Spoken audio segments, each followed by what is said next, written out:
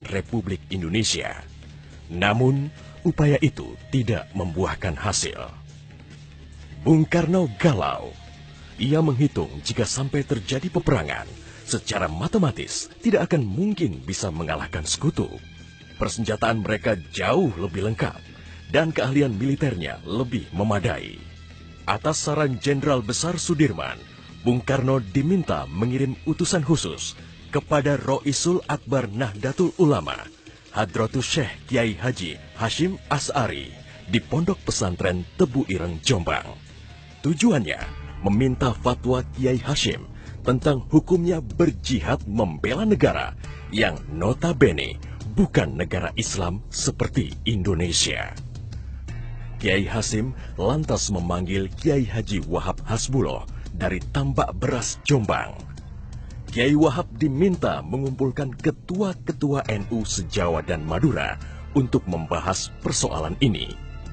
Bukan hanya itu, Kiai Hashim juga meminta kiai-kiai utama NU melakukan sholat istikharah, salah satunya Kiai Abbas dari Buntet, Cirebon, Jawa Barat. 21 Oktober 1945, seluruh delegasi NU se-Jawa dan Madura telah berkumpul di kantor pusat Ansor di Jalan Bubutan, Surabaya.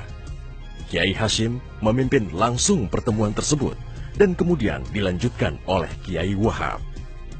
Setelah melalui diskusi yang cukup panjang dan mendengarkan hasil istikharah para kiai utama NU, esok siangnya, tanggal 22 Oktober 1945, pertemuan menghasilkan 3 rumusan penting yang kemudian dikenal dengan istilah Resolusi Jihad NU.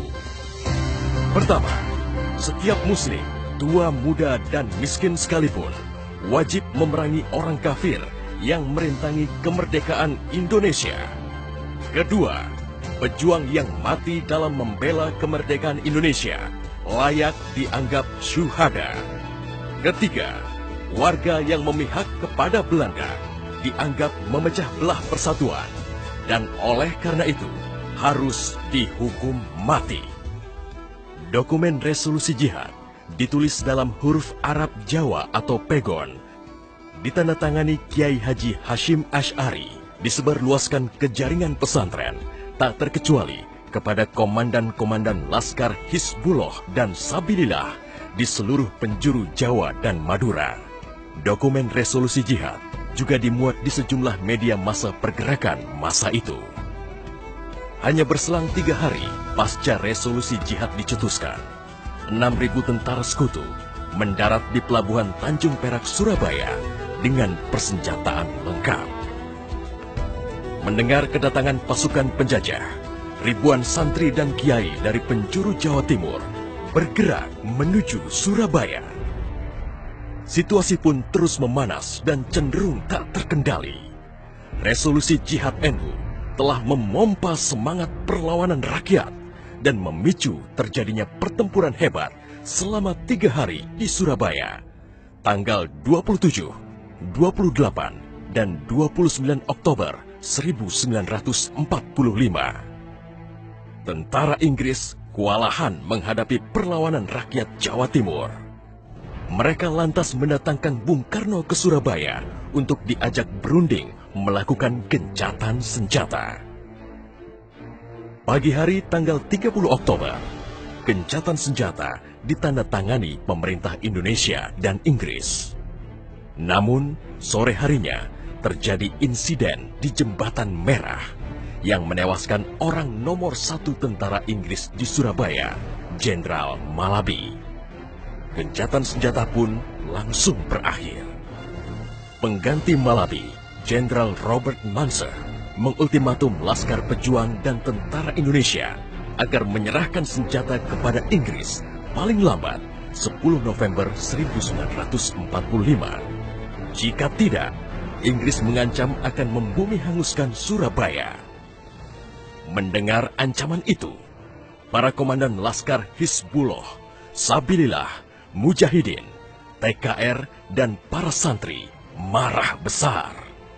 Seorang pemuda bernama Sutomo atau yang dikenal dengan Bung Tomo sowan kepada Kiai Hashim.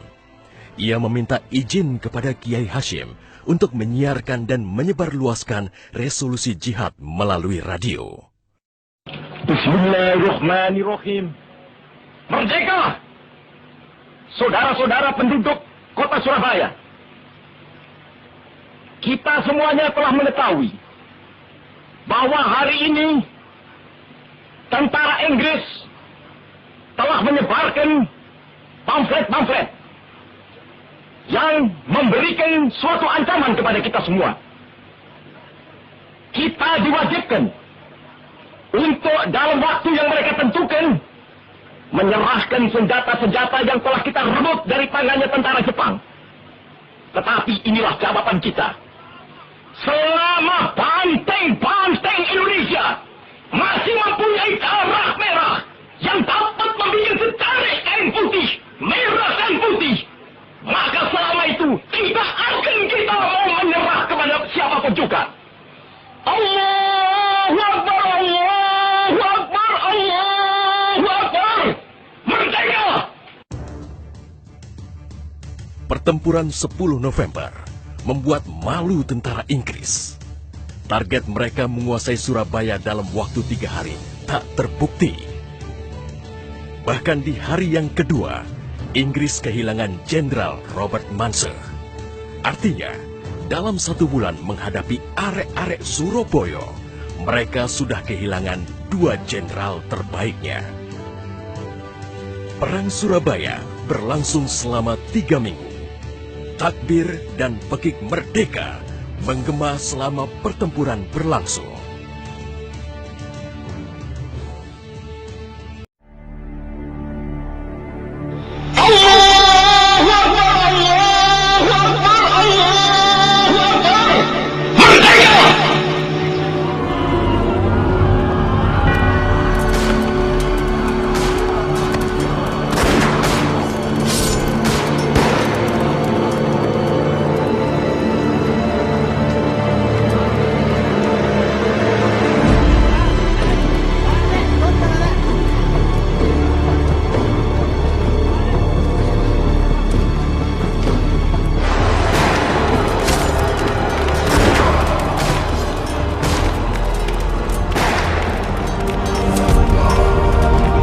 Bismillahirrahmanirrahim.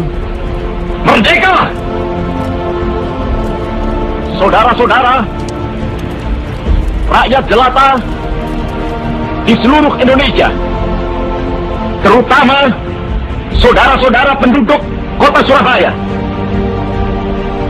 kita semuanya telah mengetahui bahwa hari ini tentara Inggris telah menyebarkan pamflet-pamflet yang memberikan suatu ancaman kepada kita semua. Kita diwajibkan untuk dalam waktu yang mereka tentukan menyerahkan senjata-senjata yang telah kita rebut dari tangannya tentara Jepang. Mereka telah minta supaya kita datang pada mereka itu dengan mengangkat tangan. Mereka telah minta supaya kita semua datang pada mereka itu dengan membawa bendera putih, tanda bahwa kita menyerah kepada mereka. Saudara-saudara, di dalam pertempuran-pertempuran yang lampau, kita sekalian telah menunjukkan bahwa rakyat Indonesia di Surabaya, pemuda-pemuda yang berasal dari Maluku, pemuda-pemuda yang berasal dari Sulawesi, pemuda-pemuda yang berasal dari Pulau Bali, pemuda-pemuda yang berasal dari Kalimantan, pemuda-pemuda dari seluruh Sumatera, pemuda Aceh, pemuda Tapanuli, dan seluruh pemuda Indonesia yang ada di Surabaya ini, di dalam pasukan-pasukan mereka masing-masing, dengan pasukan-pasukan rakyat yang dibentuk di kampung-kampung, telah menunjukkan satu pertahanan yang tidak bisa dijebol, telah menunjukkan satu kekuatan sehingga mereka itu terjepit di mana-mana.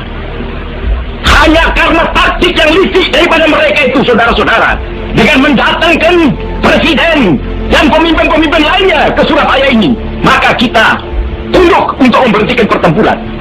Tetapi pada masa itu mereka telah memperkuat diri, dan setelah kuat, sekarang inilah keadaannya.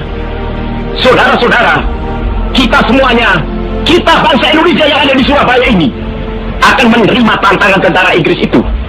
Dan kalau pimpinan tentara Inggris yang ada di Surabaya ingin mendengarkan jawaban rakyat Indonesia, ingin mendengarkan jawaban seluruh pemuda Indonesia yang ada di Surabaya ini, dengarkanlah ini, tentara Inggris.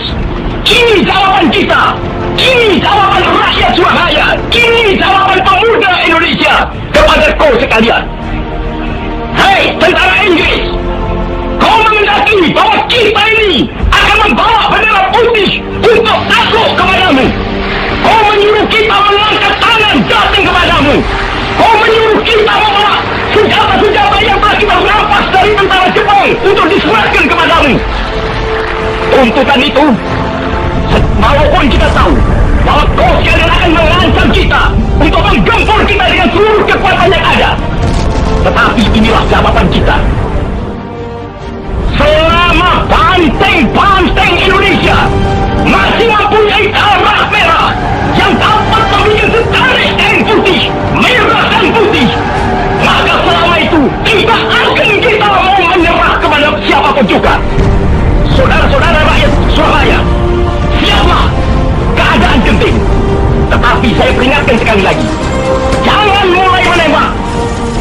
Baru kalau kita ditembak, maka kita akan gasing menyerang mereka itu. Kita tunjukkan bahwa kita ini adalah benar-benar orang yang ingin merdeka. Dan untuk kita, saudara-saudara, lebih baik kita hancur daripada tidak merdeka. Sebab yang kita tetap merdeka atau mati. Dan kita yakin, saudara-saudara, pada akhirnya pastilah kemenangan akan jatuh ke tangan kita. Sebab Allah selalu berada di pihak yang benar. Percayalah, saudara-saudara, Tuhan akan melindungi kita sekalian. Allah